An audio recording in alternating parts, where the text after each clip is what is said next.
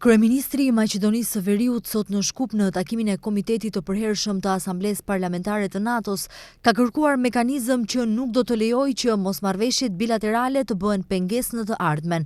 Mendoj se duhet të shqyrtohet krijimi i mekanizmave që do të parandalojnë që mosmarrëveshjet bilaterale të bëhen pengesë për realizimin e qëllimit kolektiv dhe të përbashkët. Nëse të gjithë së bashku e ruajmë shtëpinë, atëherë kemi të drejtë edhe t'i themi hapur problemet, zhgënjimet dhe pritjet tona, kërkoi Mickoski. Ai e vlerësoi si ngjarje të rëndësishme për Maqedoninë e Veriut që Komiteti i Përbashkët i Asamblesë Parlamentare të NATO-s po i zhvillon aktivitetet këtu.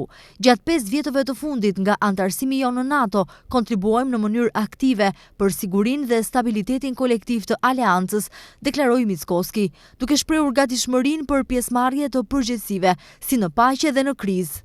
Ai theksoi se vendi po zbaton reforma të thella në sektorin e mbrojtjes, duke përfshirë edhe sigurinë kibernetike.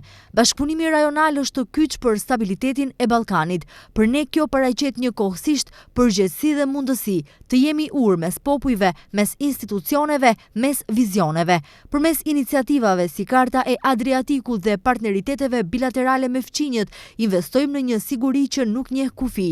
Besojmë se Ballkani mund dhe duhet të jetë shembull për zgjidhjen e dallimeve përmes dialogut dhe respektit të ndërsjellët, deklaroi Mickoski. Maqedonia e Veriut mbushi plot 5 vjet që është pjesë e NATO-s. Më 27 mars 2020, vendi zyrtarisht u bë antar i NATO-s, ndërsa më 30 mars, flamuri i Maqedonisë, si flamuri i vendit aleat të 30, u ngrit në selinë e NATO-s në Bruksel përpara Komandës Supreme të Forcave Aleate, Komanda Aleate për Operacione në Mos, Belgjik dhe Komanda Aleate për Transformime në Norfolk, Virginia, SBA.